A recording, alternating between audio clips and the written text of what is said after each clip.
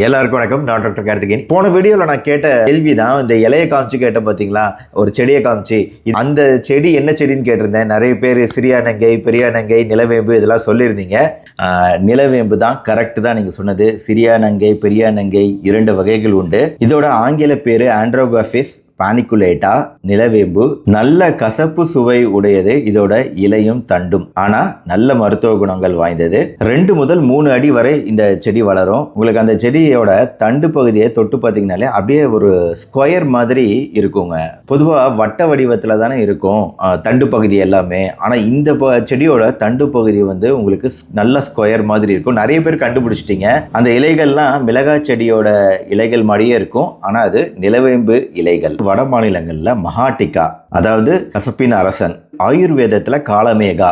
மலேசியாவில் ஹெம்படு பூமி, அதாவது பூமியின் பித்தநீர் அப்படின்னு இதுக்கு அர்த்தம். தமிழ்ல நிலவேம்பு. ஆசியா, தெற்காசியா பகுதிகளில் மிக அதிகமா காலங்காலமா பயன்படுத்தப்பட்டு வரக்கூடிய ஒரு மருத்துவ மூலிகைன்னு சொல்லலாம். கொரோனா காலத்துல நிலவேம்பு குடிநீர் அபிஷியலாவே நம்ம தமிழ்நாட்டில் அங்கீகரிக்கப்பட்டு எல்லா இடத்துலையும் கொடுத்துட்டு வந்தாங்க. இன்னைக்கும் கொடுத்துக்கிட்டு இருக்காங்க. அபிஷியலா அங்கீகரிக்கப்பட்ட மருந்தா இந்த நிலவேம்பு விளங்குது. அந்த நேரத்திலேயே உடனே அப்ரூவல் பண்ணி நம்மளுக்கு முன்னாடி இந்த மருத்துவ மூலிகையை கொடுத்த நாடு தாய்லாந்து. இப்போ டெங்குவுக்கு எதிராகவும் இந்த நிலவேம்பு குடிநீர் தமிழ்நாடு அரசால் பரிந்துரைக்கப்பட்டு வருது. நான் பரிந்துரைக்க கிடையாது, தமிழ்நாடு அரசே பரிந்துரைக்குது.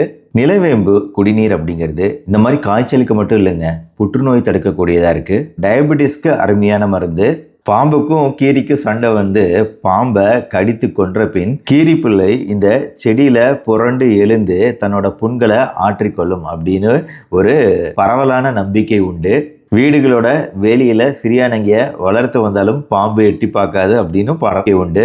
அதாவது சிறியானங்கை இலை மீது பரவி வரும் காற்று பாம்பின் மீது பட்டால் பாம்போட செதில்கள் சுருங்கி விரியாது. இதனால பாம்பால செயல்பட முடியாம போயிடுமாமா. இதனாலேயே பாம்பு கடி, தேல் கடியிலெல்லாம் இந்த இலை பயன்படுத்தப்பட்டு வருது இன்னைக்கும் கிராமப்புறங்கள்ல. பட் அஃப்கோர்ஸ் இன்னைக்கு வந்து அதை விட நல்ல விஷமுறிவு சிகிச்சை மருத்துவமனைகள்ல இருக்கு அப்படிங்கிறத ஞாபகம் வச்சுக்கோங்க.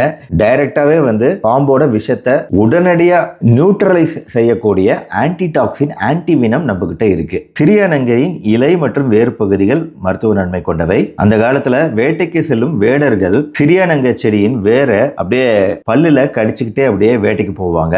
அப்படி போகும்போது எந்த விஷப்பூச்சியும் அவங்கள தாக்காது அப்படிங்கிறதும் ஒரு பழக்கம். அந்த காலத்துல தோல் நோய்களுக்கு கூட சிறியானங்கை பயன்படுத்தப்பட்டு வருதுங்க. இந்த அலர்ஜி தொந்தரவு இருக்கிறவங்களுக்கு இந்த சிறியானங்கை பயன்படுத்தும் போது அலர்ஜி தொந்தரவுகள் குறையறதா ஆராய்ச்சிகளும் இருக்கு.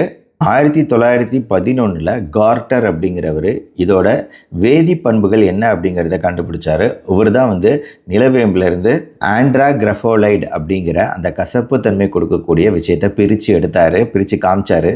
இந்த ஆண்ட்ரோகிரஃபோலைடு தான் வந்து இந்த மருத்துவ பண்புகளுக்கு காரணம். நிலவேம்போட மருத்துவ பண்புகளுக்கு காரணம். உங்களுக்கும் உங்கள் குடும்பத்தாருக்கும் இந்த 2025ஓட பூரண ஆரோக்கியத்தோட எல்லாரும் இருக்கணும். அனைவருக்கும் இனிய பொங்கல் நல் வாழ்த்துக்கள். இந்த வீடியோ பிடிச்சிருச்சுன்னா லைக் பண்ணுங்க, உங்க ஃப்ரெண்ட்ஸ் ரிலேட்டிவ்ஸ்க்கு ஷேர் பண்ணுங்க. நன்றி, வணக்கம்.